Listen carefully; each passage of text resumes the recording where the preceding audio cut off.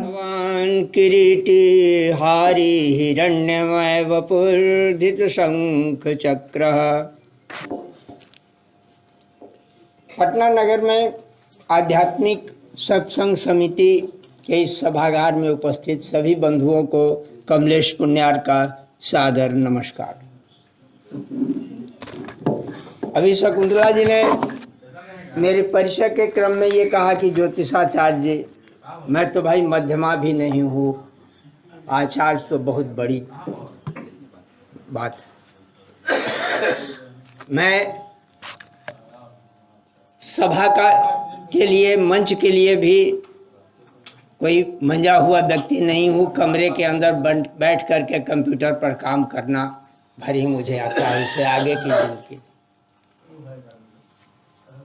किताबें प्रकाशकों को देता हूँ, उनके यहाँ जाती हैं। चौखंबा से 7-8 किताबें आई हैं, अब तक करीब 21वीं किताब अभी आ चुकी है। प्रकाशक लोग पूछते हैं कि भाई आपके नाम के आगे कहीं कुछ अता पता हुई, मैं क्या बोलूँ, झूठ बोलूँ, कुछ गलत लिखवाऊँ? मेरे पास कोई डिग्री नहीं है। ये पूर्वजों का आशीर्वाद है, गुरुजनों की कृपा है। और ऋषि भैया को तो मैं ऋषि भैया कहता हूँ, तो आज भी अपना पैर छूने से हमें छूने का अधिकार नहीं दे रहे, आज भी नहीं दिया। आज तो सबके सामने, इसलिए हम चाह रहे थे लेकिन नहीं मिला। अब मेरा दुर्भाग्य है और क्या कहें। ये बड़े सौभाग्य की बात है कि मगबंधु के संपादक सुधांशु शेखर जी ने अक्सर हाँ इनके अंक जो साल में ये 2 बार अंक निकालते हैं, और प्रायः अंक किसी न किसी महान विभूति के संबंध में वो विशेषांक के रूप में होता है। वैसे मगबंधु के किसी अंक को निसंकोच धड़ल्ले से आंख बंद करके अब हर अंक को आप विशेषांक कह लेते, उसमें कोई दिक्कत नहीं है। इस बात जब मुझे जानकारी मिली कि ये मेरे आदरणीय ऋषि भैया के नाम से ये विशेषांक निकाल रहे हैं, लेकिन संजोग मुझे कुछ देर से जानकारी मिली थी, तो इस बीच में मैंने एक पत्र ऋषि भैया को लिखा था। मैं उस पत्र को ही सीधे सीधे उस अपने कार्य व्यस्तता या जो भी कहा जाए, मैं कुछ विशेष इनके बारे में, और सच्चाई ये है कि इनके सर्वदर्शन संग्रह के अतिरिक्त मैं बाकी इनके किसी रचना से मैं परिचित भी बहुत नहीं था। इनकी रचना समग्र से परिचय कराने का मैं श्रेय, कहीं अभी बैठे होंगे हमारे योगीराज जी, कृष्ण वल्लभ शर्मा जी, पगड़ी नहीं नजर आ रही है वकील साहब, अरे वाह।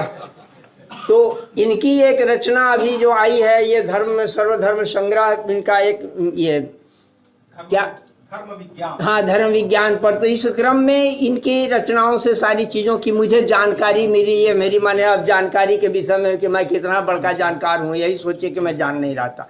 सर्वदर्शन संग्रह मेरे पास करीब करीब 35 वर्षों से है, और उसे मैं पढ़ा ही नहीं, मैं उसको चाट गया हूँ। इसके अलावे इनकी अन्य रचनाओं से तो अभी हाल में कुछ महीनों पहले मैं अवगत हुआ। खैर, ये सौभाग्य की बात है कि अपने जीवन के 85वें वर्ष में आज ऋषि जी हमारे सामने उपस्थित हैं। 85वां वर्ष, आज इस घोर कलिकाल में 85 वर्ष बहुत होता है। भले हम जीवे में सरदा सतम सुनिया में सरदा सतम प्रभु राम सरदा सतम का हम रट लगाते रहें, लेकिन 85 वर्ष कामना, इसलिए मैं ईश्वर से यही कामना करूंगा कि हमारे ऋषि भैया अधिक से अधिक, लेकिन स्वस्थ। शंकराचार्य ने भी क्या मया 85 वो 85, लेकिन ध्यान देने की बात है कि शंकराचार्य ने तो ये सवाल उठता है कि शंकराचार्य तो भाई 32 वर्ष की आयु में ही गुजर गए थे, तो ये 85 का सवाल कहाँ आ गया। खैर, उस विषय पर अभी यहाँ ले जाना उद्देश्य नहीं है, मैं यहाँ केवल इशारा दे रहा हूँ। वो 85 का रहस्य कुछ और है। मैं यहाँ इस 85 मेरे गुरुदेव पूज्य भैया इनके बारे में कर रहा हूँ। मैं ईश्वर से ही प्रार्थना करूँगा कि अधिक से अधिक समय तक ये इस धराधाम पर विराजमान रहें, और इनकी कृतियों से हमारा समाज लाभान्वित होता रहे, किंतु अस्वस्थ रूप में नहीं। जीवन का मतलब क्या? स्वस्थ। तो इसलिए मैं इनके अधिक लोग दीर्घायु की कामना करते हैं कि क्या भ्राता श्री और आप दीर्घायु होने की कामना करते हैं, तो इसलिए सिर्फ दीर्घायु होना पर्याप्त नहीं है, दीर्घायु होने के साथ स्वस्थ होना बहुत जरूरी है। इसलिए मैं इनके निरंतर स्वास्थ्य की कामना करता हूं कि अधिक से अधिक समय तक ये स्वस्थ रहें, ताकि हमारा समाज इनसे लाभान्वित होता रहे। अब थोड़ा सा कुछ इस मगबंधु के बारे में मैं कहना चाहूंगा। मगबंधु अखिल, मगबंधु के आगे अखिल शब्द लगा हुआ है वो ब्रैकेट में। आज की स्थिति ये है कि मगबंधु एक का पर्याय है डॉक्टर सुधांशु शेखर, और डॉक्टर सुधांशु शेखर का पर्याय है मगबंधु। ये अजीब स्थिति है। त्रिगुणात्मिका सृष्टि, सत्व रज तम त्रिगुणात्मिका सृष्टि है। इस सृष्टि में बस तीन ही तत्व हैं, तीन ही तरह के हैं। तो उस तरह से समाज में भी ये तीनों तत्व विद्यमान रहेंगे ही। इन तीनों से अलग भी हम बाहर में नहीं जा सकते हैं, और इनमें से किसी एक को अलग भी नहीं कर सकते हैं। खास करके मगबंधु के संपादक सुधांशु शेखर जी के लिए मैं यह संदेश देना चाहता हूं, और इन्हें यह आशीष भी देना चाहता हूं कि तमोगुणी शक्ति पर आप कदापि ध्यान न दें। जो सतोगुणी होते हैं वो तम में से भी सत्व को छांट लेते हैं, क्योंकि तम के अंदर भी सत्व 33% विद्यमान है। इसलिए आप उसकी चिंता न करें। विभिन्न तरह के जो झंझावात अभी कुछ दिनों से सुनने के लिए आ रहा है सोशल मीडिया के इस जमाने में, आए दिन हमें भी सुनना पड़ता है, झेलना पड़ता है, जानकारियां मिलती है, लेकिन मैं उस पर टिप्पणी करना नहीं पसंद करता हूं, उचित भी नहीं है। मैं सिर्फ यही चाहूंगा, जो इसी के लिए मैंने ये शब्द चुना कि मगबंधु और सुधांशु शेखर एक दूसरे के पर्याय जैसे हो गए हैं। स्थिति यह है, अगर ये सुधांशु जी नहीं होते तो शायद मगबंधु के 35वां अंक आज हमारे सामने नहीं होता। मैं सुधांशु जी सामने बैठे हैं, या हर अंक में मेरा आलेख प्रकाशित कर देते हैं, इसलिए मैं सुधांशु जी को नहीं कह रहा हूं। ये भी बहुत तरह की बातें आती हैं कि भाई बहुत तरह, लेकिन मगबंधु की ये यात्रा निरंतर जारी रहे। आज ऋषि भैया का ये अंक निकला है। इस अंक में इसके संबंध में बहुत सारी चीजें मगबंधु के माध्यम से समाज तक पहुंच रही हैं। इसलिए मगबंधु की यह यात्रा जो है निरंतर जारी रहे, मैं इसकी कामना करता हूं। 35वां अंक ये हमारे सामने है।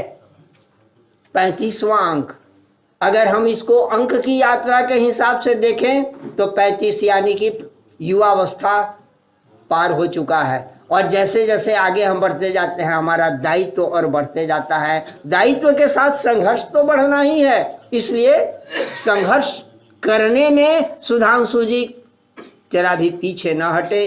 बातें आते रहेंगी जाते रहेंगी, झंझावात आते रहेंगे जाते रहेंगे। अपने साथ वो विनम्रता वाली जो बात है, तने नहीं, तनेंगे तो गिर जाएंगे, धक्का लगेगा, वायु का झकोरा आप नहीं, और तमोगुणी झकोरा को झेलना तो और भी कठिन होता है।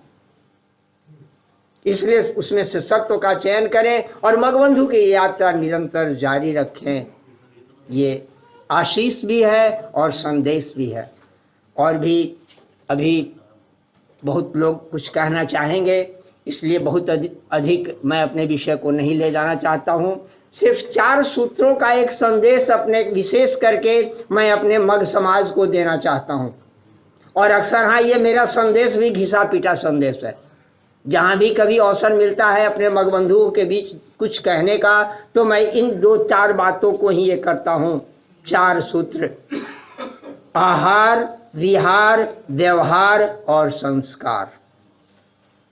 आप इन 4 सूत्रों पर अपने घर जा करके मंथन करें, सूत्रों का विस्तार बहुत मिलेगा। और मैं सभी बंधुओं से ये निवेदन करता हूँ कि इन 4 बिंदुओं पर ध्यान रखें। आप अपने भारतीय सनातन संस्कृति को जीवित रखें, क्योंकि आप रश्मि पुंज हैं, सूर्यांश हैं, सूर्य के अंश से हैं। आपके अंश आज भी सारी चमक, सारी चीजें आज भी ज्यों के त्यों विद्यमान है। अंतर यही है कि हीरा का टुकड़ा तो है, लेकिन अभी वो मिट्टी कीचड़ में थोड़ा सा सना हुआ है। इसलिए आहार, विहार, व्यवहार और संस्कार, तो संस्कार जो धीरे धीरे जो हमारी जो लुप्त होते जा रहे हैं, आप संस्कार धारण करें, संस्कारों के प्रति जरा भी लापरवाही न बरतें। इन 4 बिंदुओं पर क्रमशः ध्यान रखेंगे तो हमारे समाज का उत्थान होगा। हम जहाँ थे, और केवल इतिहास दोहराने से कुछ नहीं होने का, हम बहुत बड़े थे, हम ये थे, हम वो थे, वो क्या थे की बात खत्म कीजिए, वो इतिहास का विषय हो गया। हैं क्या, उसे देखिए, कौन थे, क्या हो गए और क्या होंगे, अभी इस पर विचार करिए। और विचार करने के आप शांति से, सभा का ये विषय नहीं है। सभा में तो 10 लोग बैठेंगे, विचार करने बैठेंगे तो 10 तरह के मत सामने आएंगे और फिर वो बातें तू मैं हो के रह जाएगी। आप किसी निष्कर्ष पर नहीं पहुंच सकते हैं। स्वयं में आत्ममंथन करके देखिए कि क्या स्थिति है, मेरे घर में मेरे बच्चे के साथ क्या हो रहा है, हम अपने बच्चे को क्या संस्कार दे रहे हैं, मेरे घर का क्या आहार है, क्या विहार है, क्या व्यवहार है, और वहां से शुरुआत वहीं से करने की आवश्यकता है। समाज में अभी जितनी भी तरह की समस्याएं दिख रही हैं, उसे अपने पहला काम ये कहने से काम नहीं चलेगा कि भगत सिंह तो पैदा हो लेकिन पड़ोसी के घर में, इससे कोई लाभ नहीं। भगत सिंह को बनाना होगा तो भगत सिंह सावरकर को अपने घर में बनाना होगा। मग अगर आप वह ऊर्जा चाहते हैं, मग का वह ऊर्जा प्राचीन जो आपके पास था वो ऊर्जा चाहते हैं, तो आप अपने बेटे को, अपने पोते को अपने घर से संस्कार की शुरुआत कीजिए। और संस्कार तक पहुंचने के लिए आपको आहार और विहार से होकर के गुजरना पड़ेगा। इस पर आप मंथन करेंगे। धन्यवाद।